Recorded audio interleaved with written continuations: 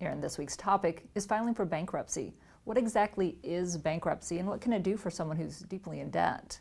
Bankruptcy isn't for everyone. It depends on the circumstances, but sometimes there are some things that bankruptcy will do for you. It can stop foreclosure on your home and give you a chance to catch up. It can stop repossession of a car or on property. It can stop debt collection, harassment, or wage garnishment.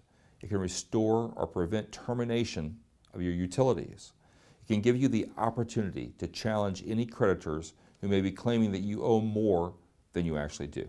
What's the difference between Chapter 7 and Chapter 13 bankruptcy? Well, Chapter 7 bankruptcy is commonly known as straight bankruptcy or liquidation, which means that you agree to forfeit certain property in exchange for discharging your debt. Chapter 13 bankruptcy is commonly known as debt adjustment, which means that you file a plan that outlines how you will pay off your debt within 3 to 5 years. It's interesting to note that if you recently filed for Chapter 7 bankruptcy, you have to wait for 6 years before you can file it again. However, Chapter 13 bankruptcy can be filed at any time.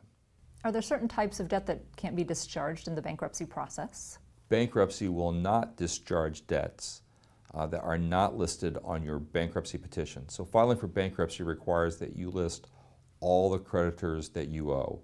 Bankruptcy will not discharge money owed for child support, alimony, or certain taxes. Bankruptcy will not discharge student loans owed to a school or a government body unless the court rules that that payment would be an undue hardship. Bankruptcy will not discharge mortgages or other liens, but it can remove your obligation to pay additional money if your property's been foreclosed. And what's the bottom line when it comes to filing for bankruptcy? If you run out of other options, bankruptcy can be a fresh start.